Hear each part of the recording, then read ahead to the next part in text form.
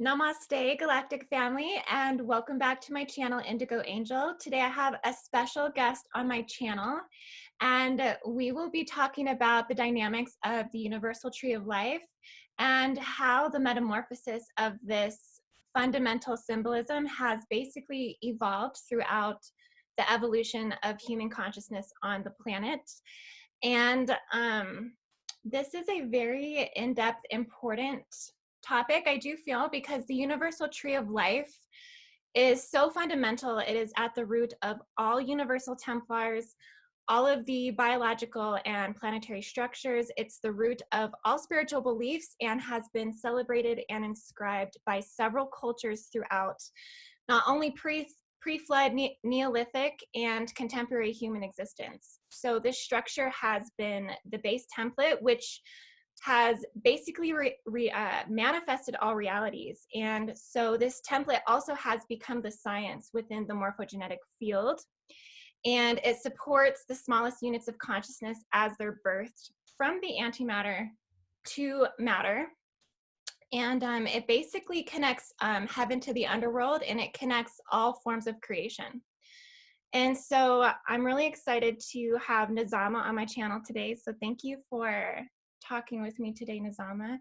Nazama has a channel. Her channel is the Hebrew Mystic Healer. And yeah, she just did a video where she highlighted the Kabbalah and the ancient Hebrewic breakdown of the Kabbalah. So she has a lot of, in-depth insight into this subject. And yeah, so I'm just really happy you came on my channel today. So if you want to go ahead and introduce yourself. Thank you, Indigo Angel. I'm happy to be here. As Indigo Angel said, my name is Nazama Shal Hamadabar Yasharal, and my channel is Nazama, the Hebrew Mystic Healer. I primarily do informative videos, but I also offer services. So I might talk about that later. I asked Indigo Angel to go ahead and drop down the link for my YouTube video in case anyone's interested in following me. And again, I'm just really happy to be here. I'm happy to participate in this discussion. I have a very high respect for Indigo Angel. I love her videos. And so this is great. I never thought I'd be here. And thanks again. Very appreciative. Absolutely. Thank you, Nazama. That's so nice of you to say. So I just want to kind of really get into ultimately breaking down some historical portions of the universal tree of life, going into, I guess, where we perceive where some of the initial inceptions of this idealism, because would you say fundamentally at the core of it all that it's a science of idealism ultimately? How do you feel about that? I do agree. I feel like it's really just as I say on my channel, a model, and it is also sacred geometry. So it is literally quite the inner and outer representation of our inner tree art, or our inner cosmic blueprint that goes back to the source one consciousness.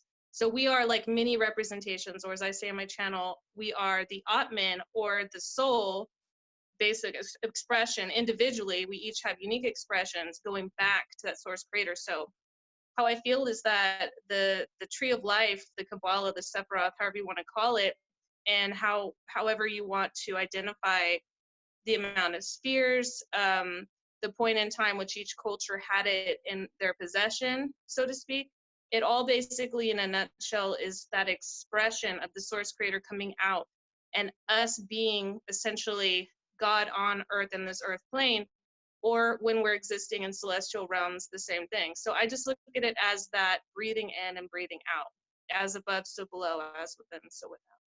Yeah, I completely agree. And one thing I just wanted to notate is that the tree of life doesn't really belong to any culture. And it's outside of race or religion, just kind of like you kind of just summed up. And it's ultimately the pattern that is intimately a part of nature, but it's also superimposed into the flower of life.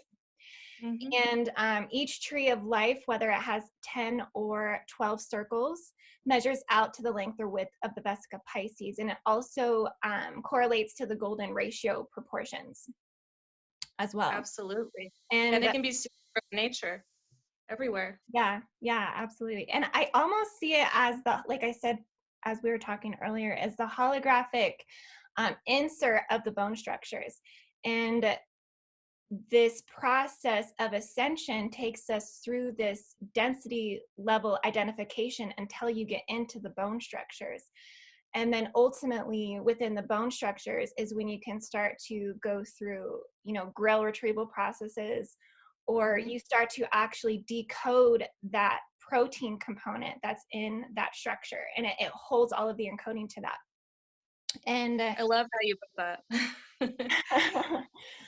well, Absolutely. this is honestly some stuff that I've been working on for so long. I've been wanting to get into 48 genetic grail retrieval, either begin doing some type of meditations, activations, invocations, because all of that, it just accelerates that process internally if we can like consciously dive into it and start just like awakening it within, because I feel the faster we can consciously work through those internal distortions of each genetic internally, if we're holding those within the dormant portions of that template.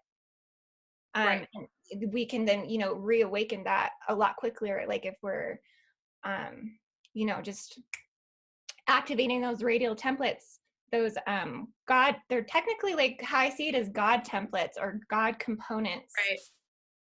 That It's interesting that you call it that too, because I really associate specifically with the initial emanations of that, like the literal emanation process. I call it emanation, not creation, because I feel like we literally emanated out. It's not really a creation when you think of it from that standpoint, but that when we emanated out, we, contained that like within us, as you said earlier, and that we can access that from within. And I love your yeah, description talking about the bone marrow and within the bone, because that's like a quite literal way of accessing from within. It's right there in our physical DNA from this 3D plane of existence. And so I think that's amazing that you're bringing that out. I love that. yeah, it is. It's so fundamental to sovereignty. Yes. This was something that you were talking about the other day, and you were really, really just, I feel 100% hitting that on the head, that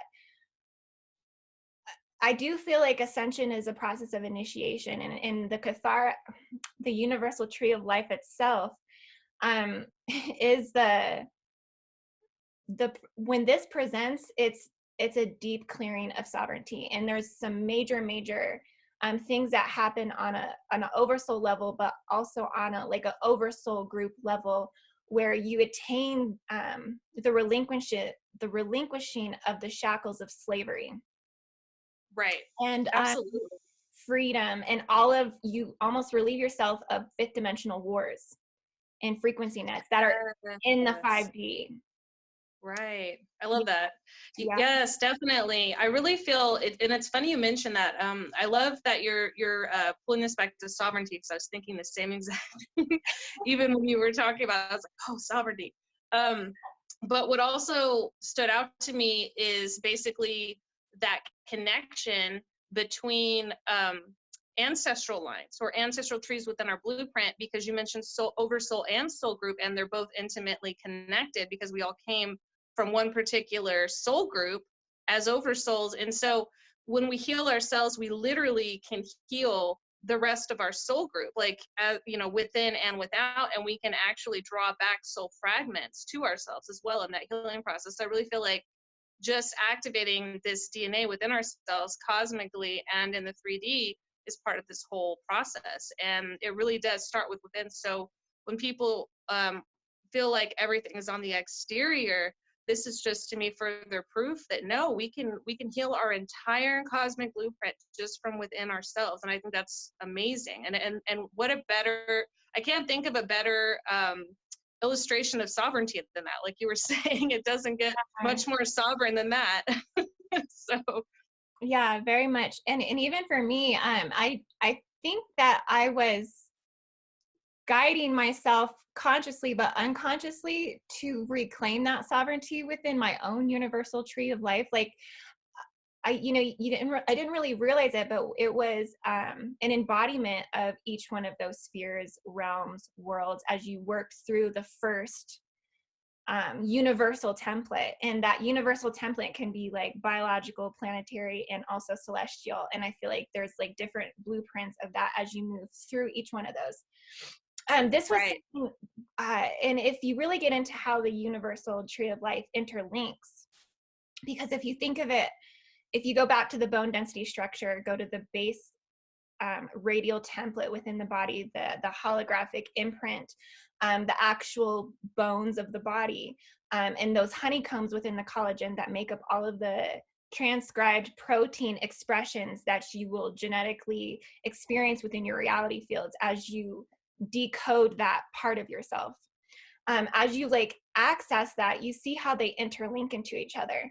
And some of the deeper studies of the 48 genetic retrieval is that one universal tree of life links into a set of 4.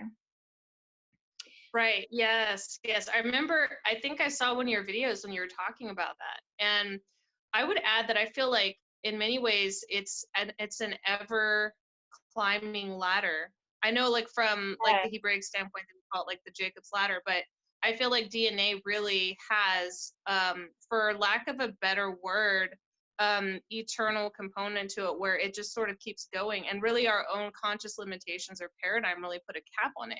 So I loved your concept of it connecting like that with the 4 points, because I feel like that just shows that our idea of the Kabbalah and our idea of the Sephiroth grid is very, limited, compared to like the potential of consciousness. And, when you think about, like quantum, like you were saying, I know you talk about quantum a lot. This isn't something we can really put a cap on because consciousness is ever expanding, ever, creating, and there's really no limit to it. I mean, I really believe that consciously as a collective, we even create more dimensions, on just constantly are creating more dimensions of realities. And so I love that expansive view of the tree. Yeah, we definitely are creating more abilities to navigate dimensionally, but then that's also too where I think we reach caps and limitations within ascension as well.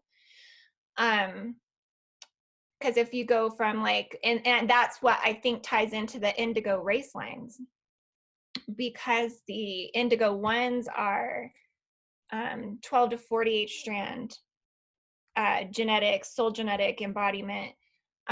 Indigo type 2s are like 12 to 24, and then indigo type 3s are like a recessive, and they go 12 strand but also have that 10 cap. And that brings me back to what you were saying about Atlantis, because you were saying the original, one of the original, I guess, expressions. The ones that brought it here. Yeah. Okay, so the surface of Atlantis originally was the form of the 12 tree, like the actual land. Like they had this encoded in the land mass. And so it was only 10 spheres that were in the land mass, and 11 and 12 were in the ocean, or they were north and south. Right. And this was established according to Thoth. So they did know it was planetary before it was biological. And but this is where it gets tricky, because that was when the distortion started. I feel like where this ties in for me is like, I believe in the universal egg model of the 12 dimensions as being, I hesitate to say, I don't believe fully artificial, but I believe like it's almost like a recreation of something that was completely organic. And so I feel like that's part of the distortion as well, that within that, because I do believe we can go higher dimensions, but within the cosmic universal egg itself, like that particular matrix structure is 12 dimensions. That's just based on what I've seen, like during my soul travel. Now that's just based on my perspective, and that could have just been based on my conscious memory as well. But I agree with you 100%. I feel like that is where the distortion started, because really those particular races were very much, responsible for those distortions in a lot of ways to begin with. So they Yeah. brought that wisdom with them, a lot of that wisdom with them. But this was wisdom, as you said before, that didn't belong to any one race or culture, but that other cultures have had it. And so because that particular race, and the race I'm talking about specifically are the Anunnaki, they did have a specific like human bloodline that they did pass that knowledge from down. But that knowledge did not belong to them exclusively, like when they came there, it is kind of what I mean. But I do believe that their version of the tree of life might have been an intentional distortion. So Right. Well, and that's kind of how I look at it sometimes with like the maps that I work on. I can see how maps have been intentionally distorted throughout history because I've ordered maps from like the 1500s, the 1600s, the 1700s. They progressively get more and more less organic. They progressively stop showing what the actual ley lines look like. These ley lines that we talk about like on all of these grid structures, they're very, very formational, which is great. Geometric structure is formational. We need geometric structure to create materialization. We need geometric structure to see light and shadow because the light bends and reflects off the geometric structure. So it actually prevails more truth, but it also is what creates spaces for shadow to dwell, I guess. So it creates the polarity. The geometry creates the polarity. right. Well, I remember like Toth talked about that in the circles, the circles and the angles, Yeah. When because we're bringing up Toth. So that's what that reminds me of. I remember that in the, Emerald tablets. And that's interesting because, we know that, the circle is more of a quote unquote feminine polarity, going back to what you said about creating polarities and creating, duality, whereas the angle's more masculine. So right there, just in that, you have duality right away, so 100%, geometric structure does create duality. Absolutely. Exactly. And then going back to the mapping, like with how they progressively get less and less, I guess, just organic. And so I think that shows, how the tree of life may have been distorted and progressively just I became. feel like everything has been distorted because there's an actual agenda of deception, Yeah. and it's obvious that there's an agenda of deception because, and you go, it's funny. I was on Facebook the other day and I saw a friend of mine on Facebook said that she's somebody that also is from an Anunnaki celestial line, and she brought up that NASA actually means lie or deception in Hebrew, which I was laughing about that. And I thought, wow, that makes perfect sense because NASA does intentionally distort information. They use a lot of glamour. Like they very much lie straight up about, the structure of the universe itself. Yeah. And not just that, but like you said, the maps, the geography, the history has been altered. So if they're altering at this level, and we know this deception goes back to Atlantis, this has been going on for a very long time.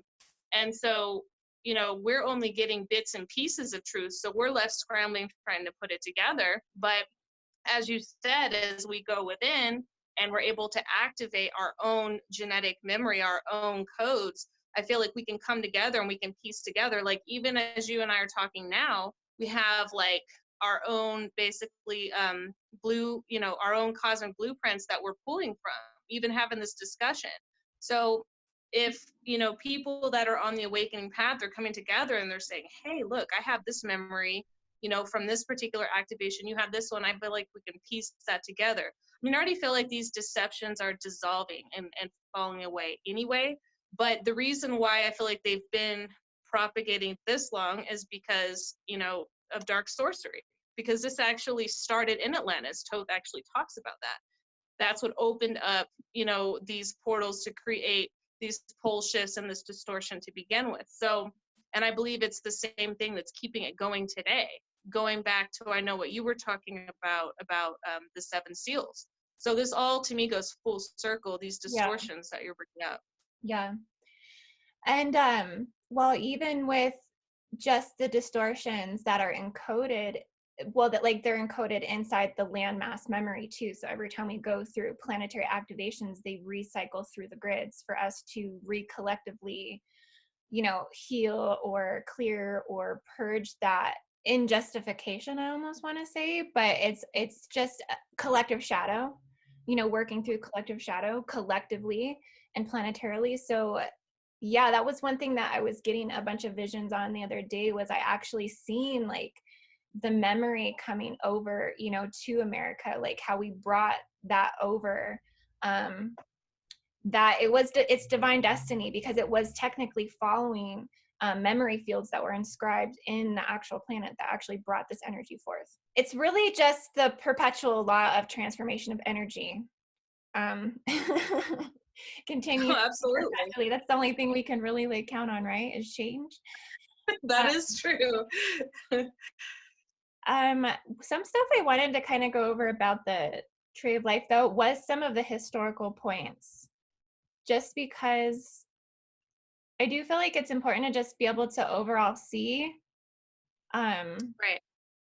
where it kind of originated from, because it's, like I said, it doesn't like belong to any culture. It was here's some notes that I have here, is that it's basically goes back to ancient Iran, it goes back to ancient Mesopotamia, it goes back to the Assyrian Tree of Life.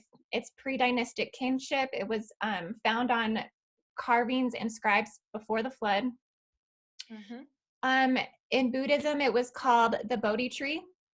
And it also depicts the phoenix and the dragon. And I think this is kind of important too, is because the phoenix and the dragon is depicted in Buddhism, but it's also depicted in Chinese mythology as well. So they'll have the reptilian brain serving the avian brain around the universal tree. And so I like how that's depicted as one body.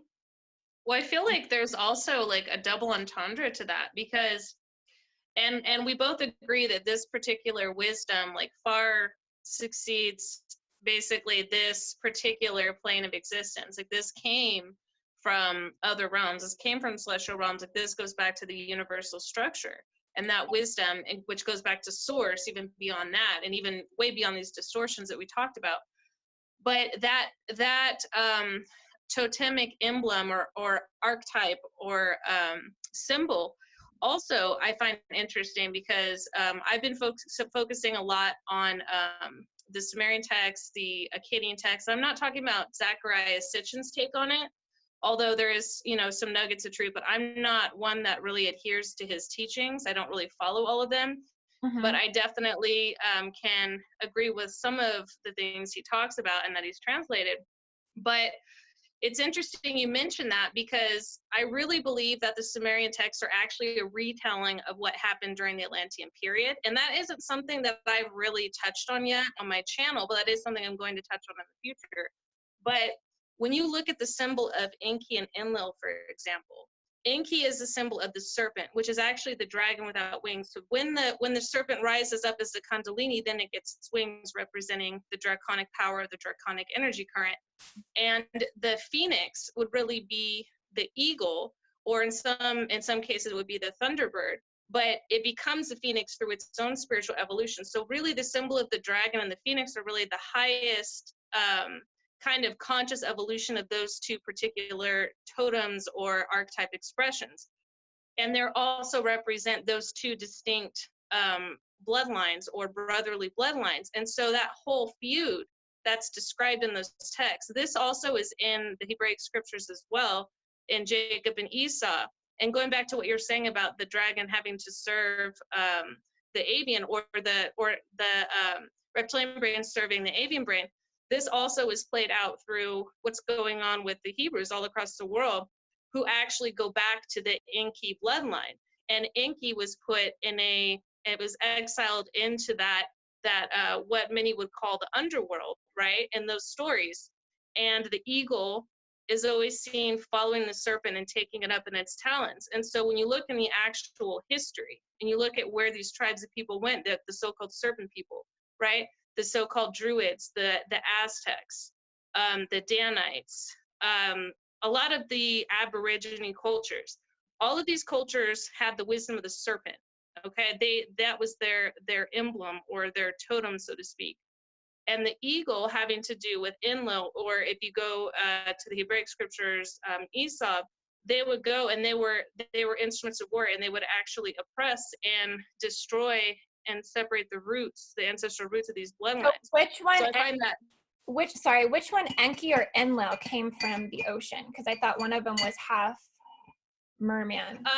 Enki is talked about as being the lord of earth and water, and Enlil is talked about, and he's usually compared to in the Greek spinoff compared to Poseidon. And Enlil is considered the prince of the air. He was the commander of the forces. So he was all about war, and he taught the people to war, whereas Enki was about ascension. He's the one that brought the wisdom of the Essenes. He encouraged vegetarianism. So they both had totally different teachings. Now, Enki also was about sovereignty. So he believed that the people who they came down and they interacted with and modified to a large degree, he believed they deserved to have their own sovereign culture. Enlil believed that they should serve himself and the other Anunnaki races, and that they should be subservient to them and follow their laws, which were established from their council. Which, when you look at from the Sumerian take, that would be their laws, but when you look at the Hebraic take, it would be Torah. So these are all just retellings of something that happened a long time ago. But I thought it was interesting when you brought up the whole yin yang, because all of this to me is just played out in this drama of our collective consciousness and different retellings and different stories and different cultures. It's a very heavy symbolism, the dragon or the serpent, the eagle or the phoenix, and this whole circulating current, this whole feud, so to speak, this whole duality, and and in many cases the war of the gods, quote unquote. So I find this really interesting, and this plays out in the 3D, and it also even plays out in higher dimensions. And so that's what came to my mind when you brought that up. So I just thought that was really interesting. I've been thinking about those two archetypes. Yeah. Well, and also just the locations of the celestial bodies themselves, like where they're placed in the kingdom of heaven, or within the Milky Way, or within the actual hemisphere, northern and southern hemisphere. Right. That's some of the things I was noticing on my maps. Like, there is a reason why these particular archetypes or proteins or soul genetic expressions are of the significance of they are, because where they're actually placed in the sky and how they actually interdimensionally transmit and also seed consciousness into the planet. They're very within the, I don't want to say dominating, but they're in an advantage because of where they sit celestially. And that's why, honestly, I feel like a Draco heritage, like if someone were to try to find their draconian starseed origin, that they would, it's actually very difficult to determine because of where it's placed. I mean, the Draco constellation literally wraps almost all the way around Polaris. So right. Any way that you would tilt, we would be basically within alignment to that star system in some way or another. It's so interesting you brought up Draco, because I had a client recently. I'm not gonna say the name of the client for sake of confidentiality, but I found in her akashic records something very interesting, and that is, it confirmed, one, that there are different types of Dracos. There are the stereotypical ones that you hear propagated in the Starseed community as the ones that came from another universe. Sometimes they'll say a parallel universe, and that they were an intruder race. So there's that version. But there's another version that I had discovered through this person's akashic records that I looked at. There's an indigenous Draco group, and they remind me, their physical appearance, and they remind me more of how the best example I could give would be a Medusa or a Naga. They're more serpentine. They almost look more Hydra-like to me. And I was very surprised to see that. And these would be the more indigenous ones. And furthermore, I believe they actually fought against the Dracos that came from, which I believe they came from another universe, because we live in a multiverse, but they actually went to war with that particular race, another reptilian race. So I thought that was really interesting, because I hadn't seen that in anyone's Akashic records before.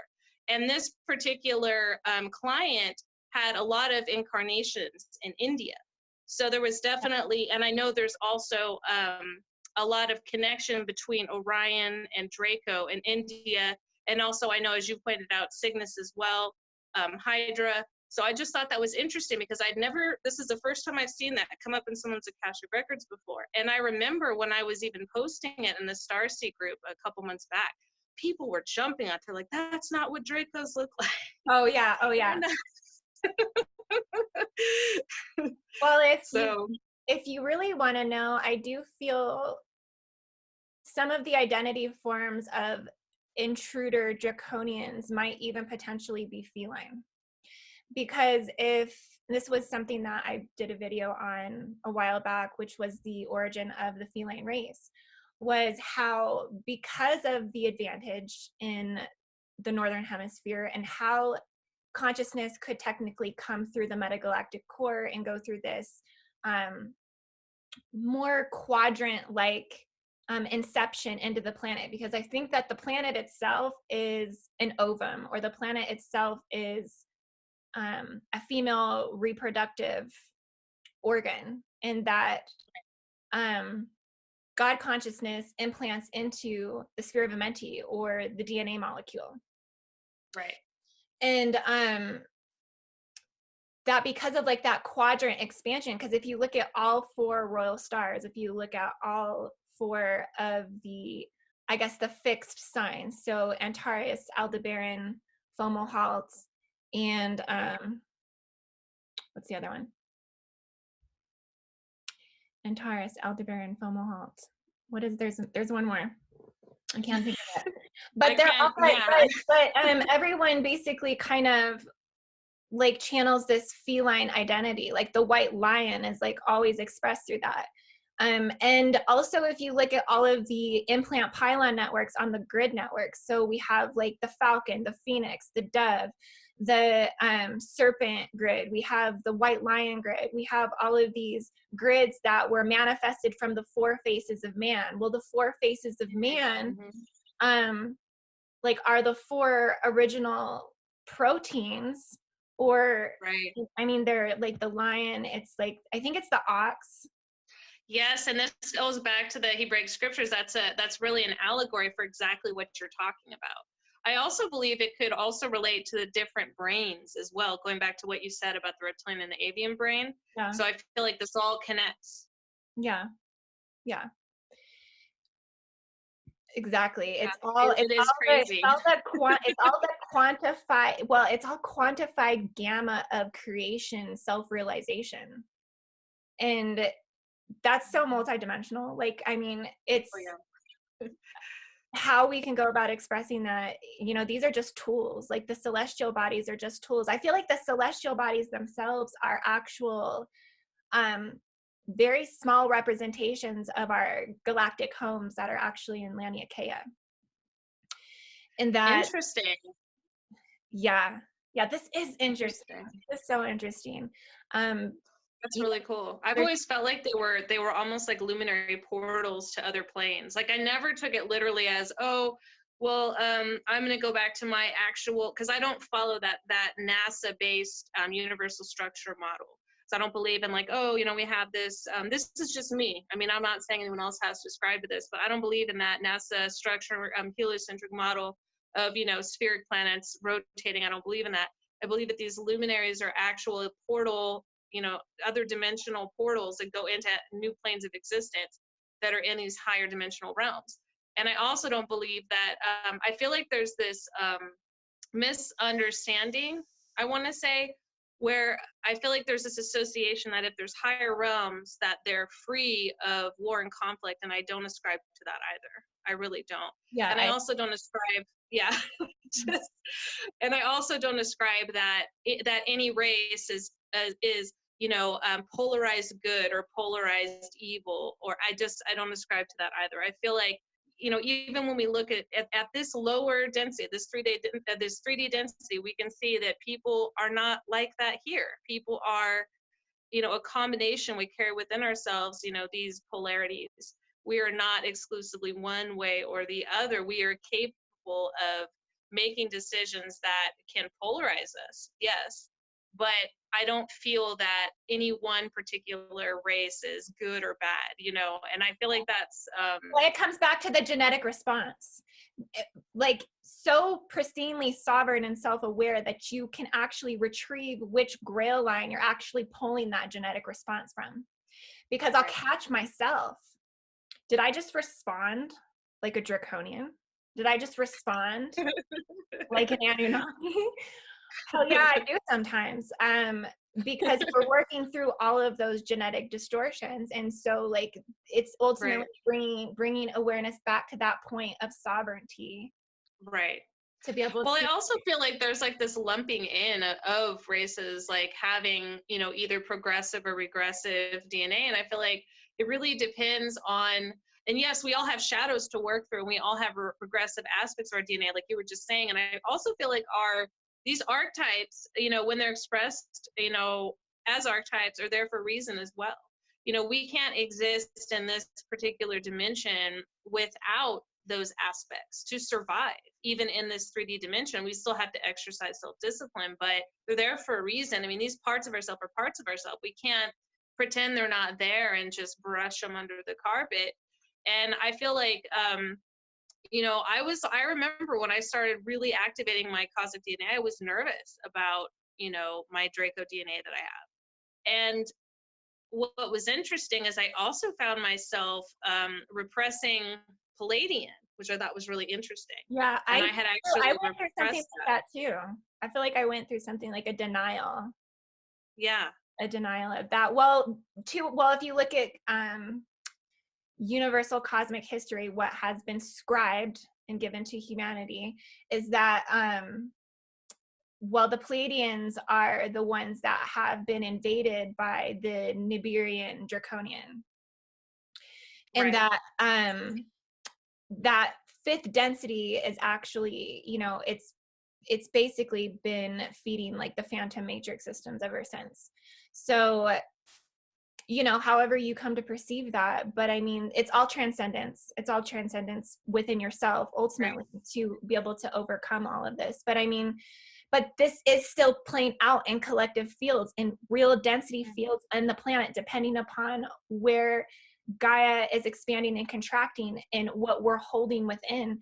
That reality field then becomes very, very real. I almost felt like literally making a chart of every density level as I ascend through them and write out what's happening on a collective level of just war, because there's like battles going in every single density. Absolutely. And they're all simultaneously merging at these portal structures and these gate sites. And then that's sometimes I feel when we enter into void spaces, because there's just so much high radial electricity that's activating within the body, that we're collapsing a lot of those realities. But I don't know if because it's so heavily encoded inside of the planetary grids that we have to keep recollapsing, and that it's creating a new race. We are literally creating the new Aryan race right now inside of our bodies. There's actually a story they think that, so there was this boy that had like, there's a couple boys that had AIDS like really young,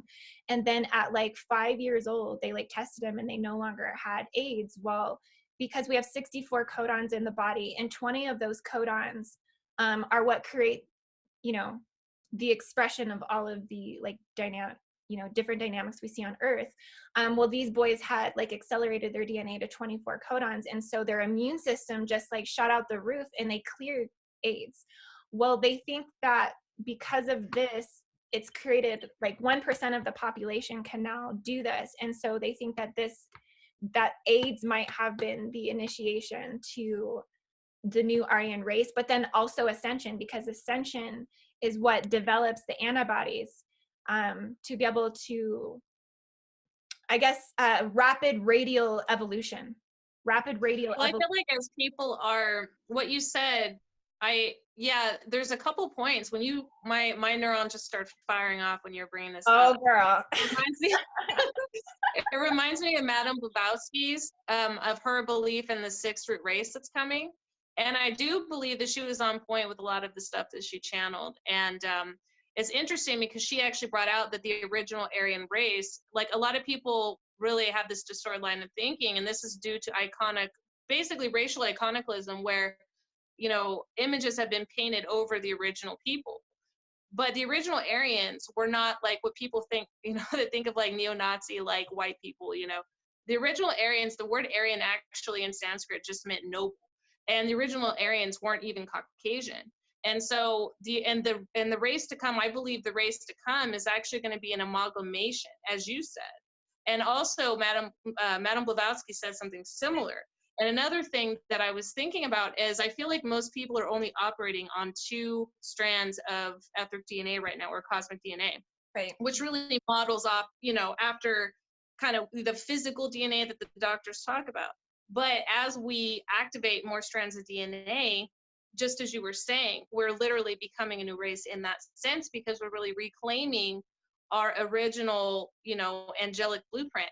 And some of us even can go beyond 48 strands of DNA as well. I myself am at 74 right now. So I really believe that, this quote unquote the sky's the limit, not to sound cheesy, but for, like, as we start to really like awaken and activate in our own individual blueprints, I mean, it also reminds me of the movie Lucy. Have you seen that movie? Yes. Yes, it's been a little while since I've seen it, but I remember she basically, it's kind of like she's going through ascension, but she's getting all these like really intense superpowers, but she's like on some next level stuff, right?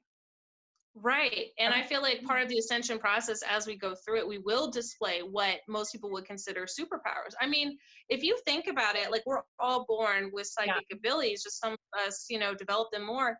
But if anyone were to sit, I mean, and they actually do kind of black out these studies, because they've done studies on breatharians, they've done studies on telekinesis, they've done, studies on electrokinesis. They know that these particular psychic abilities exist. But yet in the media, it's portrayed as some kind of mutant superpower ability. But really, we have this within our DNA. It's just like dormant. And we're made to believe that this is something inhuman or something extra human or something super, when in fact, this is just within our own cosmic DNA, because we are divine, because we all go back to the source consciousness at some point in time. And so this is kind of what all this says to me. And so, in becoming it, as we activate our DNA, as you said, yes, it's like we're basically, earthing our God selves in a way, and simultaneously ascending in that whole process. And as we do that internally, we start to display that, in the external world. And this happens collectively in the collective consciousness. And as that collective consciousness shifts, and as you said earlier, we start working through the shadows, then the whole density, and this is really what I feel like, the quote unquote new age community, or like the Starseed community, is really touching on when they're talking about ascension, when they're talking about going into 5D. It's just a collective consciousness shift that goes on, and it starts internally with us activating our own cosmic blueprint uniquely from within. Going back to what you said, this all goes back to what you're saying. Yeah, well, yeah, it's very much a biological, natural process that happens particularly within certain genetic lines. Is that it follows like an order, like it follows like age 12, you have your physical identity integration, age 22, you have your oversoul integration, age 27, you have like a Saturn awakening. And these are really important because it's almost like they're heeding death. They're like for catching up on soul lessons. And so it accelerates all of these painful things, and it oftentimes will awaken the body physically to ascend. And so this will push a person to basically change or at every cost, because the body is biologically like rejecting everything. So this ascension becomes the priority because there's nothing else that they can focus on other than going through physical body ascension. And it's called a Saturn task maker. It actually happens twice in somebody's life. It happens at 27 and then at 54. And if a person does not heed the warns of Saturn by 54, then they will actually, it will be the time where disease takes over the body, and then they have to either make a choice at that time. I actually didn't know that. Could you talk a little bit, I would love to hear, could you talk a little bit about the different age points? I've heard similar discussions, but not to that extent. I would love to hear more. And does this also correlate with what a lot of like the Christians talk about with the age of 33? With Yeshua, Yeshua, Jesus, all that, because that's kind of what popped in my head. I was wondering if you could talk about that. Yeah, exactly. Age 33 would be full avatar embodiment. Whether you're preparing for either to be like a world savior, or you're just preparing to basically embody all 12 strands, which everybody's following their own biological process of that ascension within their own genetic line. So to speak. Right. So it can happen at different ages. Like somebody might go through it earlier than somebody else, but yeah. Do you feel like certain people like activate based on like contracts, or do you think it's based on their natural progression as they go through, as they work through their karma, as they go through their incarnations, and as they awaken little by little? Or do you think it has to do with the uniqueness of each, you know, cosmic tree within, with each soul expression? Like, what do you feel is part of that whole process? Like, what determines whether somebody will activate in this lifetime, for example, or maybe in another lifetime? Just curious about what your take is on that.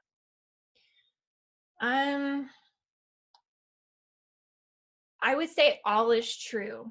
Everything that you just said, that all paths are possible, and that, yeah, it is ultimately from what each one ultimately designed as they entered into this lifetime. But there's something that there's a walk-in process of the soul that happens. Right. So when the Saturn task maker comes, whether that's at 20, you know, what I said, 27 or 54, there's more than one walk-ins in one lifetime. There's more than one soul and body, more death in one lifetime than we realize. And this was actually a part of when, because I think the Hebrews were actually guided by the Syrians, because they were guided by the masculine principle, which is the Syrian, and then the Sumerian were guided by the feminine principle, which were the Nephilim. The Nephilim were the feminine principle, I believe.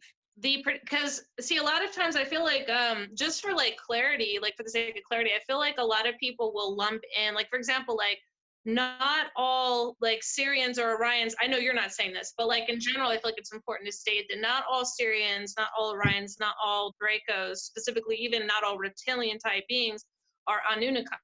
Like Anunnaki were very specific councils of beings that came down. And I do believe that with the Hebrews, it was Syrians, but I also believe it was the Orions as well. And the Orions do operate in a very masculine polarity. And I have for myself, when I did my own inner work, when I went back, and my origin point, I think I've told you this before, I'm not sure, but my origin point is actually pre-universal. I came out of the void. I'm a primordial. So I was actually called by my higher self, or my expanded self, a primordial Nibiru dragon. And what I thought was interesting is the word Nibiru means crossed over, and it goes back to the Akkadian. And both the Akkadians and the Sumerians live right next to each other, and they were an ancient Shemitic group. Well, the Akkadian Empire, didn't they conquer the Sumerians? Yes. Okay. Yes, absolutely. And there's a lot of crossover there. You know, all these cultures had like cultural fusion and stuff going on as well. And a lot of these cultures were considered neighbors. So there's a lot of like rubbing shoulders, so to speak. Yeah. But I have a different take on the Nibiru than most. I don't follow, again, going back to, I don't follow Zacharias Sitchin. I don't follow that it was a planet. I don't believe that. I believe that it was describing. I'm on board with you on that. I'm on board. Please define that for everybody watching today, actually. Oh, sure. I'm not sure. Like, I'm totally glad that like that we're, because I do feel like you and I tend to like have very similar alignments on certain things that maybe would be considered more taboo in the Starseed community, like with a lot of the other channelers. Right. So it is kind of cool to be able to talk about this. But this is just for me personally. I believe it represents those who cross over. So I believe it is a title for a group of beings that crossed over basically out of the void into the universal egg, and then later crossed over.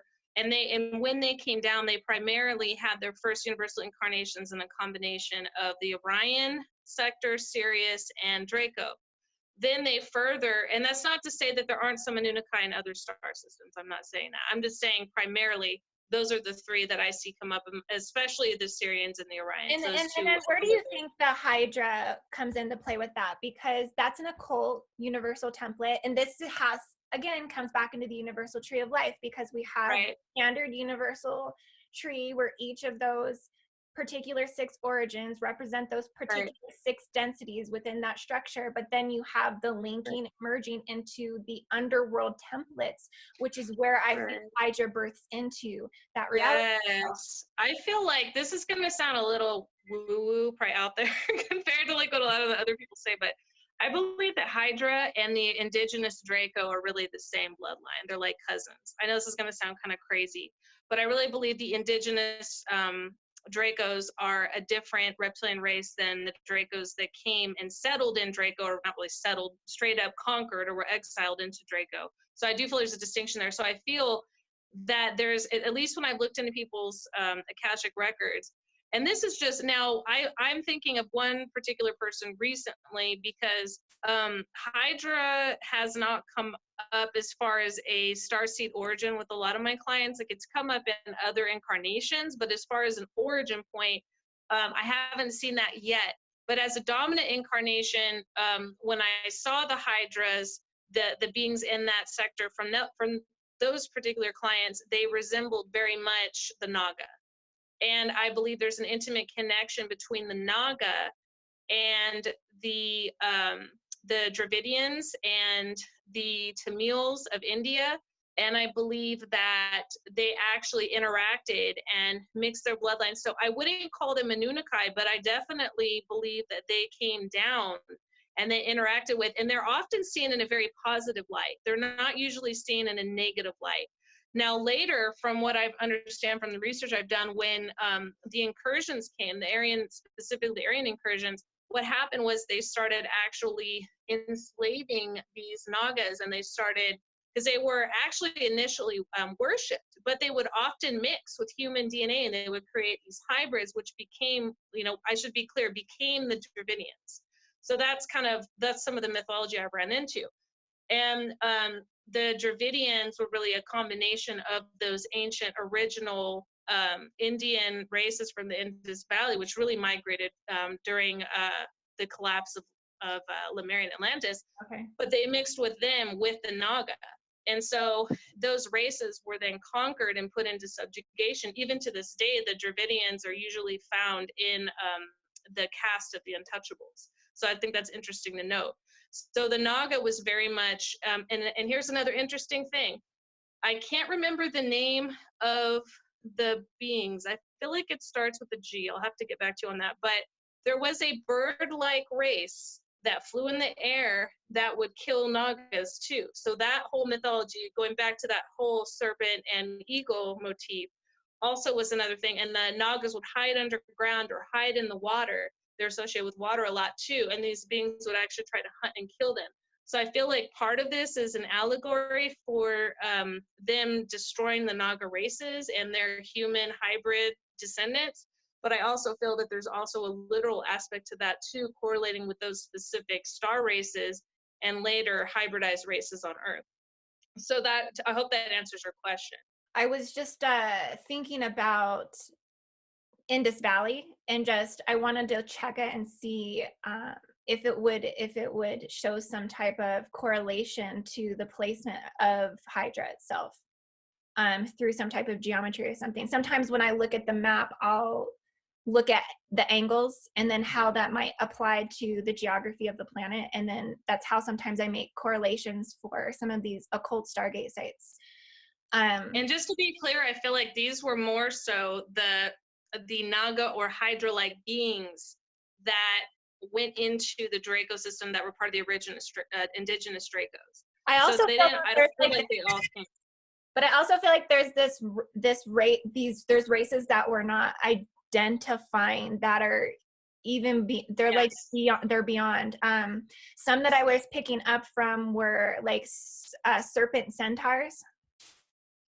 Interesting. I like that. Where it was like half centaur, half serpent, lower half. Right. And that does seem to stay consistent, that the serpent body does remain the lower half of the being's actual physical body. And I feel that has to do with planetary geography as well, how it comes up from the underworld, comes up from the southern hemisphere, or up from the southern ecliptic plane. That's why you have the just metamorphosis, any type of metamorphosis, or a chism, I think is what it's called, or even the lion head with the serpent body. That's actually a planetary alignment that comes together to create that. You know what? It's so funny you mentioned that. You know what I think about? I think about Yaldabaoth from the Nag Hammadi being associated with an archon too, going back to the felines. Now, I'm not saying all felines, but going back to that association you were saying where the felines are actually an true draconic race, and that would actually correlate with the Nag Hammadi's description of Yaldabaoth as an archon. So I just thought that was interesting. I want to kind of so that Yaldabaoth archon, is that, what does it look like? It literally looks like a serpent or a worm with the head of a lion. Yes, that's exactly what I'm talking about. There's another name for it. I can't think of what it is. And another interesting thing is have you ever seen Stargate SG-1? Tell me what that is. It is it happened, I think it came out in the 90s or early 2000s, but it was a sci-fi that talked about this race, this parasitic race called the Old, which were worms or serpent that would attach to the back of a brainstem and control a host. And they were the ones that were actually responsible, and they were considered, they would hijack alien bodies and human bodies, and they were the ones in this particular series that were responsible for spreading and seeding the human blueprint across the celestial realm, across the universe through star portals. And they would wear their headdress would look like the Egyptian gods. And so it was just really interesting. So just kind of tying all of that together. Interesting. That is interesting. Okay. Yeah. And I also thought of in Thailand, they have depictions of exactly what you were saying, where it had kind of a centaur serpent look. It's just the seven-headed hydra there. It also, I've seen that type of being, I feel like, depicted there before as well. Like in Zion, maybe I'll see if I can find it and I'll send it to you later. But I feel like I've seen something like that before. I think the metamorphosis has gone just beyond right now, and then as collective consciousness evolves, that more and more just continues to be revealed, and it continues to be basically comes up from the unconscious collective. And that was kind of how Hydra had presented to me, was that as more of, I embodied more, I feel, of unconscious collectiveness, more collective shadow, was how I came to perceive that celestials mythology, or that celestials just inception into the planet, its original inception. Right.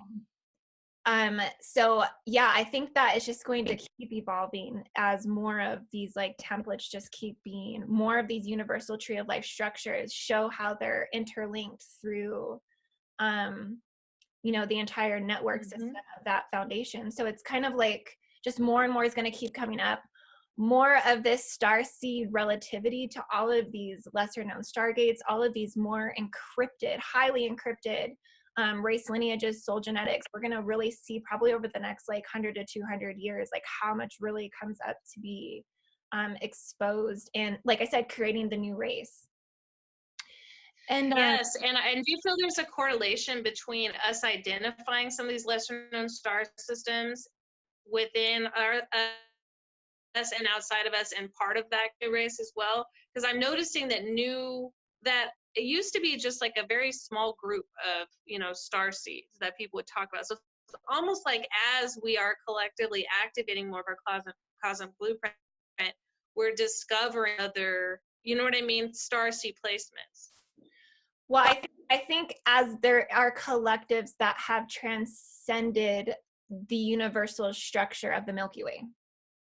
So I think we've come into like a new world with a new set of with multiple sets of universal laws, and that are laws that are beyond our perceivability at this time, because what I see and pick up on is that just new entire universal structures and systems are currently being downloaded, essentially like into the planetary shields, into the planetary consciousness, into the pylon grids and actual like rods of the ley lines, that these are the Earth's constantly being seeded. It's constantly being new races are being seeded into the planet, and so it's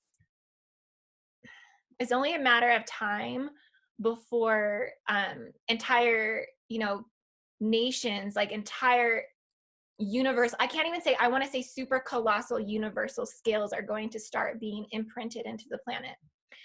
And it's called anchoring, and it's where higher collective identities or higher galactic soul consciousness seeds come in and anchor in, and then they create platforms within the cosmic nets, or the cosmic dimensional nets of the planet, 12-dimensional anchors that they lay these. It's kind of like a frequency fence, but this is how we build up to be able to embody the new universal system. Right. No, that makes perfect sense. And I feel like I don't know what the connection is yet, because what I do is I go off of my own personal cosmic tree memory, but then what's cool is I start to deal with more and more clients over time and access their akashic records. I'm able to kind of put together a big picture, and in that process, I have found that there are soul expressions that began in this universal matrix only, like they're fairly young. There are others that began outside of any type of universal structure. So those were usually like the soul stars, like that were created by the primordials. Through the primordials that came out of the void. I talked about that particular race earlier, but then you have soul expressions that started in other. I'm sorry, what? When you say coming out of the void, I just wanted you to clarify, is that coming out of chaos? Oh, yes. So yeah, sorry. I'm so sorry. Yeah, let me talk about that. So when I'm talking about the void, I'm talking about, now it's given different names and people may have different understandings or renditions or ways of explaining it. But when I think of chaos, or I think of the void, I think of untapped potentiality, or the unformed, unconscious, basically, just to go back, tied into the Kabbalah. So the first emanation out, becoming that particular flower of life blueprint contained the Kabbalah, emanating out, the first sound, light, and vibration, which is really a coming of a high vibrational formation out of that darkness. So a primordial basically were the first to emanate out the darkness. So they were the first to emanate out, basically. And they're called primordial because they come from the primordial chaos, or the realm of the untapped potential, where basically light, and even you can see this even in the Hebraic scriptures or the Bible, or in Christian doctrine as well, where when life started, the light came out of the darkness. It was dark, and then let there be light, or the formation, or the word, or the was that sound, light, and vibration that came out of the darkness. So that's how I would describe it. And then you have those soul expressions that started in other universes that are also old. They may not have come directly out of the void, but they start in other universes and then came here. So they carry cosmic expressions from other universes. You know, the Dracos are only one example of that. And I'm also starting to tap in lately to parallels as well. And so I feel like as a lot of people are also, as you mentioned earlier, collapsing timelines, a lot of this is coming up too, to be resolved within our DNA. But the multiverse itself, from what I've seen, is literally like stacked marbles, like going on infinitely in every direction, with the source or the 0 point existing in the middle expressed out. And Yeah. that, so just think about, if we look at that as a model, just think about how many of us might have, you know, have cosmic expressions or memories from those other universes, not even in this one. And just think about how each universe could have its own, you know, universal laws that are distinct, its own quote unquote gods that help hold everything in place. Not talking about the source mind, but, you know, gods that hold that whole, you know, formation in place. Yeah. And so this just gets really mind blowing. And there have been like, I can't remember the woman's name, but she was a hypnotist, and she actually recorded where people's higher selves were coming out, and they were talking about like other universal experiences. And so I'm really hoping that definitely, if anyone's interested in a reading, come to me, because I'm also doing this for my own personal research. I not only do I want to help people access that, but I want to see where this all ties in, so we can, like you said, map these things out. Yeah. You know, we can use people's akashic records to map out, you know. Yeah, seriously. Going back to the 0 point field. Well, it's incredible hyper transdimensional transmutation out of the cellular structure, dematerialization. Well, for one, conscious plasma travel into hyper transdimensional time experiences, but then realizing there's multiple time waves that are actually existing within the planet. Like that 0 point field, I can think of 4 different ratio type spirals that are coming from that 0 point field. So that means that either dimensional navigation is coming from a 12-dimensional spiral that emanates out from the planet. So that spiral itself is reflecting those 12 dimensions as it emanates out. And that would mean even greater reality fields are existing on Earth, greater reality fields that are holding higher hyper dimensional structures of the universal tree of life. Oh, that's great. Yeah, because if you think of the golden ratio, it's the golden ratio, it's the Fibonacci spiral, it's the Christic spiral, it's the there's another one too. So each one of those are representing either a wall, it could be a wall in time or a time warp, if you're not able to access the hyperdimensional shifts into those higher harmonics, because each one of those itself might represent that stairwell that builds off one another too. Right, I agree 100%. Yes, absolutely. Yeah, because you can almost see the lines of it drawn like mathematically and geometrically, that it's the spiral. There's also the lines within that as well. Actually, how do you feel? Now, this is a theory that I've heard circulated, and I don't remember where I heard it initially, but it really resonated with me. Now, I know I reference movies, and I only reference them because I feel like they're excellent allegories, because I feel like there's a lot of predictive programming coming from the elite. They have their hands in the cookie jar with the Hollywood, because, you know, even the term Hollywood is the name of a type of, and they use a lot of glamour and a lot of predictive programming to attempt to manipulate the collective into sort of thinking along these particular lines. But they also mix and weave in a lot of truth with the lie, and in creating that narrative or that paradigm.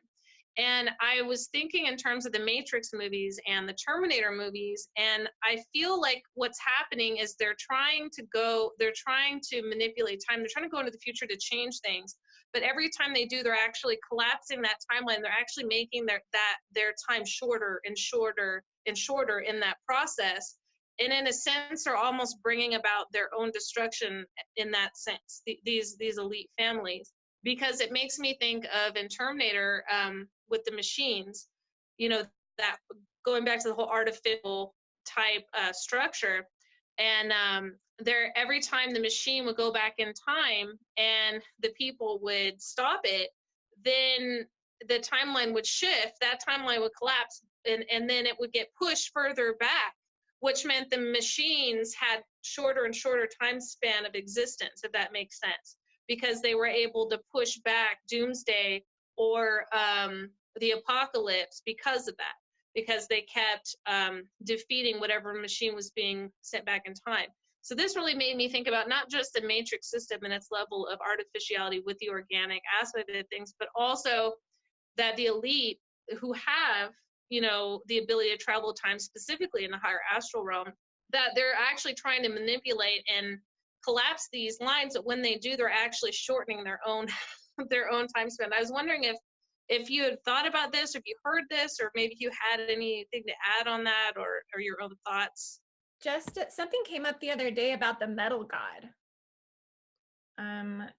But I wasn't making the correlations to how that was connected, but I honestly thought about it this morning, that it goes back to the Iron Age. So it could be that the Iron Age reality field is collapsing, because I feel anything that is connected to just any type of creation of man is still, it's anchored in a lower dimensional viewpoint, even from the 3D, if that kind of makes sense. Like, that creation of the metal god is anchored into the second dimension of existence. So they exist from that reality field. So they could never attain like a higher ascension. So that reality field maybe would potentially collapse. I don't know if I'm Yes, hitting it on. that is exactly, I that resonates with me, and I agree with you 100%, because this is tied into the whole, that we are in the Iron Age right now, transitioning to the Bronze Age, or the Age of Aquarius. That the Iron Age, or Age of Kali Yuga, or Age of Pisces, or as I call it, the Age of the Savior program, is coming to an end. So now we become our own saviors. We carry the water of life. We carry the water of Aquarius within us. And so, yes, I agree with you 100%. I feel that is 100% what could be happening, and probably. So what is I want to ask you is, like, absolutely. do you feel that the Aquarian age is master to master? I feel like the age of the guru is going bye-bye. I feel like we are entering the age where we are our own masters, and we, tying in again back to what you're saying about sovereignty, about being able to activate our own cosmic DNA, that is showing that we are going within. So we're not looking in the external world anymore for guidance. We're not looking at, I mean, it's okay to read text. I mean, I'm not dismissing, I mean, I said this in my sovereignty video recently, I'm not dismissing the wisdom of, you know, spiritual masters that have come before us, but we also have to keep in mind that these people have been dead hundreds, thousands of years. And we have to really have these spiritual experiences and do this spiritual work for ourselves within, and not expect a savior archetype to process our own stuff, our own shadows. So part of that process is going into the darkness, going into the void, and pulling out the inner light of formation, pulling out our own unique cosmic blueprint, activating that from within. And so when we look at that as the Aquarian age is an example of that, the pouring out of the water is just, look, I have my own inner water, I'm expressing it, but it's not the way the Pisces age was, where, look, I'm gonna, you know, if you don't believe what I believe, you don't accept my paradigm, if you don't listen to me because I'm an authority and I'm a teacher, you're gonna burn at the stake, or you're gonna be stoned, or I'm gonna destroy your whole civilization.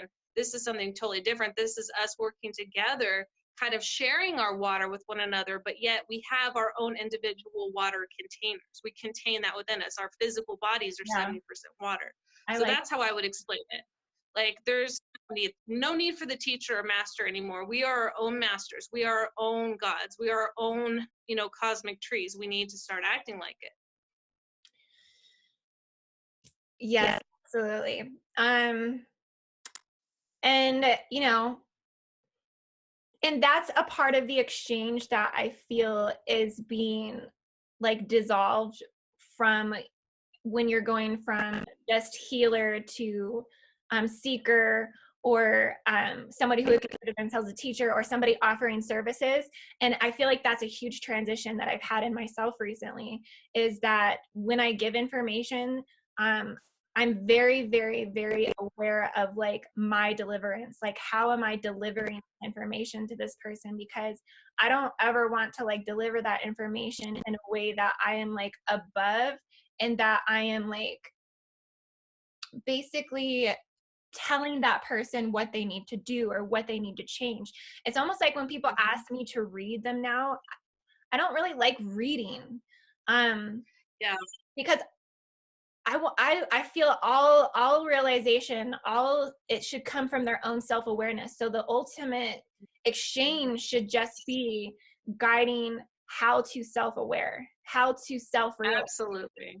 Yeah, yeah, and that's what Yes, keeps the that's exchange exactly it. Yeah, right now too, as a reader, is the same thing. It's like I even tell people, look, like like I feel like as healers, our job is to show to yes, provide healing, but really show them how to heal themselves from this point forward. Give them the area to go within, give them the tools necessary to heal themselves so that they're not dependent on always going to someone outside of themselves. I'm always, because people say, well, what do you see about this or that? And it's like, I don't mind. Okay, I'll do this reading for you. But then they'll usually, like, I'll have some clients that'll come up later. Well, what do you think about this? And I'll be like, well, what do you think about it? What does your higher self say? Like, have you meditated on it? Have you done shadow work? Like, have you done any kind of like, Mm-hmm. have you talked to your health about it? A lot of the problem is that people haven't accessed their higher self yet because they're so addicted to this I don't want to say stimulation, but they're so addicted to external sources, tarot to readers and Yeah. psychics and mediums, which yes, we're all there like to help, but there has to come a point where we're able to develop that within so that we don't have to go to these external people. We can go within. About the reading thing, like I'm definitely not saying for people that people shouldn't go to healers, people should go to readers. I feel honestly, this is really something that I've found out for myself and for clients recently is like I enjoy doing exchanges. Like I've done transactions, I've done bartering systems with other healers and psychics. It's been amazing. And a lot of times there are things that other people will see that we may not see at that moment because maybe we're not tapped in that moment, or maybe we're activated in one area but not enough. So I'm by no means saying don't go to a psychic, don't go to reader, don't go, to healing. I'm not saying that at all. I'm just saying that if that's all we're doing and we still can't even access our own divine self, there's a problem. We have to really focus on developing that. And somebody doesn't have their soul star chakra activated or their earth star chakra activated, they're not going to be able to talk to their higher self. They're not going to be able to access their records. So really it starts with a lot of spiritual work. It's work. And the truth is a lot of people want the easy way out. And you can't spiritually progress with the easy way out. There's no shortcut. Yeah. So that's all I'm saying. Yeah. One must, speaking from personal experience, yeah. Absolutely. It's completely true. One must really, really dig in and begin to do that clearing, clearing all of the density levels inside, really, really going in and toning it out, like the entire vibrational biological experience, and bringing that in and then toning out from the inside out and making it your priority, like all the time. Absolutely. Yeah. It really doesn't end, especially shadow work. I mean, that's continual. Like that's, because anytime we are highly upset about something, we can easily just push that down into the shadow, if we're not conscious of it, and it's easy to do. So this is just we all have to do this. I mean, this is work that all of us have to do, and really anybody can develop these abilities to go within. In fact, we're supposed to. That's part of the ascension process. It doesn't mean that we can't get a leg up from each other. It just means that we should develop that within ourselves first. So that should be the priority. I personally feel that shadow work is 101. I feel like if you're not going back to that whole allegory of the light coming out of the darkness, you have to go into the darkness to pull out the inner light. If you are repressing and you're hiding certain aspects about yourself and you're not facing certain aspects about yourself, that's akin to like standing facing a blinding light. When you do that, you can't see your shadow. And if you can't see your shadow, you can't work on yourself. You can't really do that character development. And I feel like character development is something that's really missed in a lot of spiritual communities nowadays. It's just this focus of this love and light polarized fluff. And a lot of the hard work is obvious, and it's work. I do feel like there are processes in the ascension development though, where like spirit does provide containers or houses for just like the light to be embodied. That there are like, portions in the Yes. journey where people can't see the shadow because they're not ready for it. Like it's like it's especially like when someone is just opening the soul star chakra or the oversoul aspect, because there's such a deep spiritual healing that comes through. It's highly an angelic experience. Like it's very much an infusion of just primal creation light that repairs the cellular structure. They're actually going through this repairing process of the DNA where they're literally coming out of death. And so the light is like soothing them into having to work back again through the shadow. For pointing that out. Thank you for pointing that out, because I realized when you said that I might have come off like like you only have to work in the shadow, and every time you start the shadow, like, and also I feel like it's to say that everybody's journey is different. So some people there are people that actually have Kundalini awakenings in reverse, where their Kundalini starts at the top and goes down, for example. So we're all very different in our individual blueprints, going back to that individual sovereignty, individual expression. So as you said, and also as you said, with certain levels and certain chakras, you know, we're really focusing and embodying that particular aspect of our tree. And so we kind of have to sit with that. We kind of have to process that. And like you said, yes, like for example, the soul star chakra is a very angelic experience. So 100%. Thank you for pointing that out. Cause I didn't want to like, you know, make people think that like you have to start with shadow work. This is what you do. Like there's no like strict regimen. It's just like, we definitely don't want to ignore the shadow. And the reason I felt like bringing that out is I do feel like that is kind of an issue within the spiritual communities. There's this tendency to be light polarized and ignore the dark. And so I feel like it's really important for us to, you know, to basically work on both. Like we have both within, you know, both those polarities exist. So in ignoring one and focusing on the other, we're not in inner balance. We don't have a balance of those two currents. And this even goes back to the Kundalini currents as well. So I just wanted to make that clear, because I don't want anyone feeling like, you know, if you're not doing shadow work, you're, you know, not like spirit dancing, or, you know, your spirituality is at the shallow point or anything like that. But I do feel like it's very important at some point. We do have to go into inner darkness. We do have to go into the shadow at some point in our journey, for sure. And the human expression is so limited. Like for you to be able to express that isn't necessarily saying that you can't see all other perspectives. It's just that we have only one way of like delivering information. And so it's very hard to take all of this and let that be known. You know what I mean? Right. So I definitely get frustrated sometimes with that. I'm just like, my human is so limited. It's so hard, because like a lot of us were used to, like, you know, especially a lot of us that are going through this awakening process in this incarnation, we're used to being in higher realms where we can do these things. Like it's so much more efficient. You know, these are rudimentary, like, you know, tools, these mouths, these tongues. It's like, what is this? You know, so absolutely. So I just want to thank everybody for watching today. And this concludes our video for today. So Nazama would like to go ahead and tell us about some of her services. And yeah, I'm excited to hear too, because I know you have some special types of readings that you do. And I'd like to hear about the ones where you're bringing forth the primordial, because I feel like that's kind of your specialty. Yes, thank you. Yeah, absolutely. I can explain that real quick. And thank you, Indigo. I appreciate that. So my primary services I offer I'm what's called a retrocognizant cosmic akashic record reader. So, and my specialty really is pre-universal origins, which can be primordial, but I also will bring out the first universal origin, and I will also bring out starseed origin, because sometimes they're not mutually, sometimes they can be like exclusive, they can be different.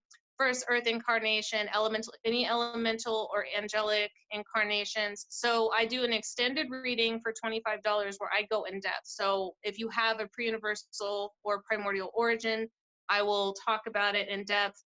I will talk about a first universal incarnation origin in depth, other starseed origins, human origins. Sometimes some people, their first incarnations on Earth are not human. They can be plant, they can be animal, they can be elemental. I cover all of that. I also talk about karmic resolution, so what you might be needing to work on in this incarnation and how it corresponds. And what I found, how I operate is I receive a picture of the client. I have them wear white, standing in front of a white background, so there's no overlays of color adding to their aura field. And I make sure that their third eye region is uncovered, because that's how I access records. And what I do is I tap in that way, and my higher self will talk to the client's higher self. And this, the reason I like this is it's very respecting of sovereignty. And what happens is the client's higher self will tell me what they want them to know or what they're prepared to know, versus me just going in there and reading the records and be like, okay, well, here it says here, da da da da da da da. And this way it's somewhat controlled, so that whatever that person needs to hear at that point in time, they'll hear that. So sometimes I have done readings for people where I've actually hit a wall where their higher self like closed a door in front of me. I couldn't see beyond that point, and I took it as okay. And I've had ancestors push me back and everything else. So basically you can rest assured that whatever you're going to hear, it's what your higher self wants you to hear. And it may not be the entirety of your record, but it will be whatever your higher self wants you to hear at that point in time for your personal growth. And I will always try to access pre-universal records and, you know, first universal incarnation at the very least. The in-depth readings are very in-depth. I also do mini readings for the same price that come with a clairvoyant past life drawing, which means you get to decide after I do a basic mini reading, which is just a more basic outline of the extensive reading. You get to choose one incarnation that you would like to see. Some people are very visual. Some people like visuals. Some people would prefer the extended reading. I offer both for the same price. I am also what's called a spirit releasement therapeutic practitioner, which means anyone that has etheric implants or spirit attachments, it can be earthbound, dark force entity, astral parasites, anything within that realm. I do free consultations. It's $30 an hour. So if anyone feels like they might have any kind of attachment or implant, if it's etheric, I can assist a client in that process as well.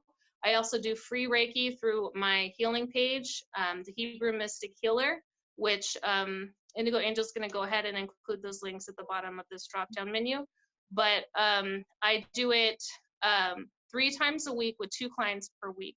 It's distance healing, and I do it through a picture for that as well. Only the white clothing is not necessary for that. So that basically just gives a quick assessment of the services I offer. I also am a musician. I make music. I do Hebrew mantras and other types of songs. I'm also about to publish a novel. So these are just some of the things that I offer. So definitely check me out if you guys resonated with what I was saying, or you're interested in any kind of reading. Hit me up. You can reach out to me through my Facebook page, through my email, or just, you know, subscribing to my channel, and you can hit me up there as well. And thank you so much, Indigo Angel, for having me today. It was great. It was a great pleasure having this discussion. And it was nice to just be a part of this. And again, I'm very grateful. Thank you to everybody watching. Thank you so much. Absolutely. Namaste, and we hope you all have a wonderful day. Links are in the description. Make sure to go and subscribe to the Hebrew Mystic channel. And we love you all. Namaste. Namaste.